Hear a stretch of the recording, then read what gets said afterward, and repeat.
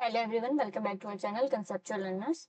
आज हम चैप्टर 12 जो है क्लास 6 और साइंस सेंसिटिव वो डिस्कस करने वाले हैं, इलेक्ट्रिसिटी एंड सर्किट्स।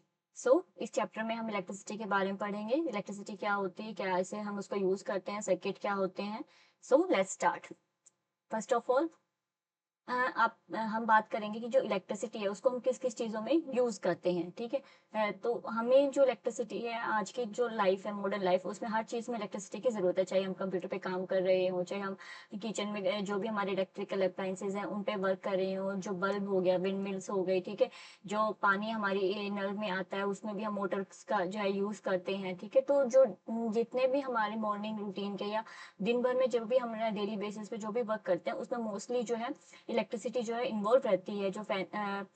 जो गर्मी है उसमें हम सीलिंग फैन का यूज करते हैं, कूलर्स का यूज करते हैं, एसी का यूज करते हैं, सर्दियों में हम हीटर का यूज करते हैं। तो ये जितने भी अप्लायंसेज हैं ये किस पे रन करते हैं, इलेक्ट्रिसिटी पे रन करते हैं। इलेक्ट्रिसिटी जो है मॉडर्न टाइम्स की one of the most important need जो है वो बन गई है। तो यहाँ पे यूजेस ऑफ इलेक्ट्रिसिटी कहाँ कहाँ पे है?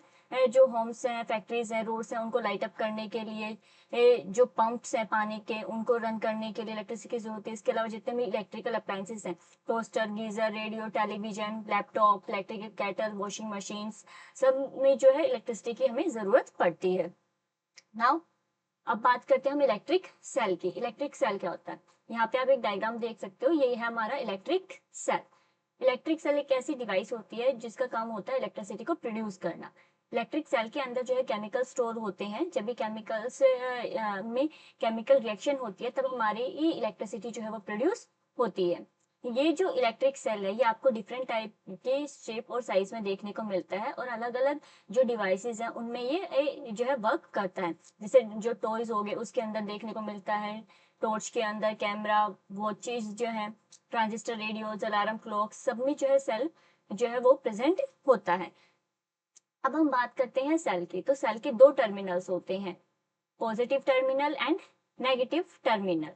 जो पॉजिटिव टर्मिनल है, पॉजिटिव टर्मिनल में आपको जो है मेटल कैप देखने को मिलती है। इस तरह से राउंड जो कैप है वो आपको देखने को मिलती है। जहाँ पे राउंड मेटल कैप होगी वो पॉजिटिव टर्मिनल होता है सेल का। अगर आपको मेटेलिक डिस्क देखने को मिलती है इस तरह से सिंपल, तो वो नेगेटिव टर्मिनल होता है सेल का। इसके अलावा जो पॉजिटिव टर्मिनल है उसको आप कैथोड कहते हो। ठीक है। और जो नेगेटिव टर्मिनल है सेल का उसको आप एनोड कहते हो। नाउ जो इलेक्ट्रिकल सेल है इसमें केमिकल्स होते हैं। जब इनमें केमिकल रिएक्शन होती है तो आपकी जो इलेक्ट्रिसिटी है वो प्रोड्यूस होती है। जब ये जो केमिकल्स हैं वो सारे यूज अप हो जाते हैं तो हमारा जो सेल होता है वो फंक्शनिंग करना बंद कर देता है। ठीक है। तो उस जो भी आपके अप्लायंसेज हैं, जिस जो भी डिवाइसेज है जिसमें आपने सेल डाला है वो वर्क करना बंद कर देती हैं। यहाँ पे आप देख सकते हो पॉजिटिव टर्मिनल है, नेगेटिव टर्मिनल। यहाँ पे आप जो है मेटल कैप है ये, इसको आप कैथोड भी बोल सकते हो इस टर्मिनल को। ये आपकी मेटल डिस्क है यहाँ पे, इसको एनोड बोलते हैं। एक जो बात आपको हमेशा ध्यान में रखनी है कि कभी भी जो टर्मिनल्स हैं इलेक्ट्रिक सेल के उनको आपस में आपको ज्वाइन नहीं करना है। इस सपोज ये हमारा सेल है, ये हमारा पॉजिटिव टर्मिनल है, ये हमारा नेगेटिव टर्मिनल है। आपको कभी भी पॉजिटिव और नेगेटिव टर्मिनल को इस तरह से ज्वाइन नहीं करना है, क्योंकि इस तरह ज्वाइन करने से ये जो आपका सर्किट है वो कंप्लीट हो जाता है, और जो केमिकल स्टोर है इसके अंदर वो जल्दी यूज्ड अप हो जाते हैं, जिसकी वजह से जो आपका सेल है वो वर्किंग करना बंद कर देता है। नाउ इलेक्ट्रिक बल्ब की अगर हम बात करते हैं तो इसमें आपको जो है आउटर कवरिंग देखने को मिलती है जो कि ग्लास की बनी हुई होती है। नीचे आपको मेटालिक बेस देखने को मिलता है। इसके अलावा जो इसमें इंपॉर्टेंट है वो है फिलामेंट। जो फिलामेंट है ये किसका बना होता है? टंगस्टन का बना हुआ होता है ये। जब ये टंगस्टन का फिलामेंट ग्लो करता है तभी आपका जो बल्ब है उसमें ग्लो आपको देखने को मिलता है। इसके अलावा आपको जो दो वायर्स हैं, ठीक है, वो देखने को मिलती हैं जो इसके टर्मिनल को रिप्रेजेंट करती हैं, positive terminal and negative terminal.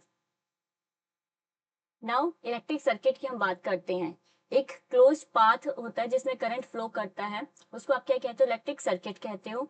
Electrical जो सर्किट होता है उसमें आपको अलग अलग इलेक्ट्रिकल कंपोनेंट्स देखने को मिलते हैं, जैसे कि सेल हो गया, बैटरी हो गया, बल्ब, स्विच, वायर, ये सब आपको एक डायग्रामेटिक रिप्रेजेंटेशन में देखने को आपको मिलते हैं। तो जब आप डायग्रामेट्रिकली इसको प्रेजेंट करते हो तो उसको आप क्या कहते हो, सर्किट डायग्राम्स कहते हो। और जो इलेक्ट्रिकल कंपोनेंट्स है उनको सिंबल से रिप्रेजेंट किया जाता है। जैसे जो बल्ब का सिंबल है वो इस तरह से प्रेजेंट करते हो, स्विच को इस तरह से की से रिप्रेजेंट किया जाता है, ये बैटरी का साइन है जिसमें जो बड़ी वाली जो लाइन है वो पॉजिटिव टर्मिनल के लिए है और जो छोटी वाली लाइन है वो नेगेटिव टर्मिनल के लिए। इसी तरह से अगर आप काफी सारी जो लाइन सेल है उसको अगर आप ज्वाइन कर देते हो तो आपकी जो बैटरी है वो बन जाती है, यानी कि ग्रुप ऑफ जो सेल्स है वो आपका क्या कहलाता है, बैटरी कहलाता है। ये आपका बैटरी का सिंबल है यहाँ पे। अगर सिंगल आप ले रहे हो तो ये आपका सेल है। यहाँ पे आपको जो सर्किट डायग्राम है वो देखने को मिल रहा है जिसमें डिफरेंट इंस्ट्रूमेंट्स जो है वो इसके में इसको बना रहे हैं। जो डायरेक्शन ऑफ करंट होती है वो हमेशा कहाँ से होती है, पॉजिटिव टर्मिनल से नेगेटिव टर्मिनल की होती है, यानी कि पॉजिटिव से नेगेटिव की तरफ इस डायरेक्शन में हमारा जो करंट होता है वो फ्लो करता है। ये है direction of current. Now electrical switch की बात करते हैं। तो ये एक सिंपल डिवाइस होती है जो कि हमारे सर्किट को ब्रेक करती है या सर्किट को कंप्लीट करती है। अगर हमारा स्विच ऑन है तो इसका मतलब क्या है कि हमारा सर्किट जो है वो कंप्लीट है, यानी कि हमारा जो डिवाइस है वो वर्क करेगा। अगर यहाँ पे सर्किट कंप्लीट नहीं है, ठीक है, बीच में गैप है, तो हमारा सर्किट जो है वो इनकम्प्लीट है, यानी कि स्विच ऑफ है और जो डिवाइस है वो वर्क नहीं करेगी। सो यहाँ पे अगर आप सिंपल देखोगे तो यहाँ पे ये स्विच है, ऑन या ऑफ हम यहाँ से करते हैं। अगर स्विच ऑन है तो हमारा जो बल्ब है वो ग्लो करेगा और अगर स्विच ऑफ है तो हमारा बल्ब ग्लो नहीं करेगा। ना बात करते हैं कंडक्टर्स एंड इंसुलेटर्स की। कंडक्टर्स क्या होते हैं, वो मटेरियल्स होते हैं जो अपने अंदर से इलेक्ट्रिक करंट को पास होने देते हैं, जैसे कि कॉइन्स हो गया, मेटल वायर्स हो गई, ठीक है, जो सीविंग नीडल होती है, आयरन नेल होगी, ये सारे क्या है, कंडक्टर्स के एग्जाम्पल हैं।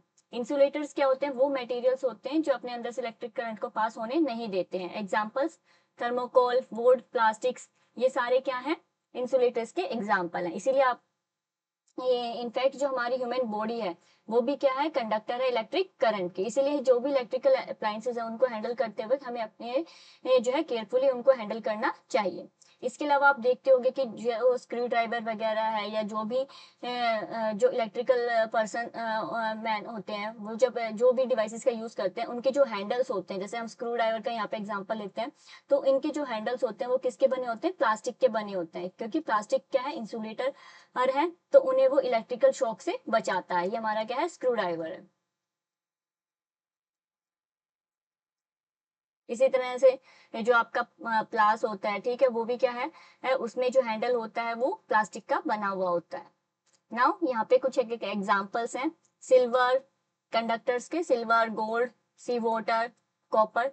जो सी वाटर होता है वो गुड कंडक्टर है इलेक्ट्रिसिटी का, क्योंकि इसमें काफी सारे मिनरल्स और सॉल्ट्स डिजोल्व होते हैं जो जिसकी वजह से इलेक्ट्रिसिटी ही उसमें से पास हो जाती है। जो आपका डिस्टिल वाटर होता है, डिस्टिल वाटर में से इलेक्ट्रिसिटी जो है पास नहीं होती, क्योंकि उसमें कोई भी मिनरल या आयंस प्रेजेंट नहीं होते हैं।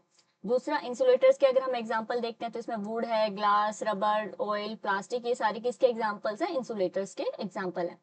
सो आई होप आपको वीडियो अच्छी लगी होगी। चैनल को लाइक सब्सक्राइब करेंगे। Thank you.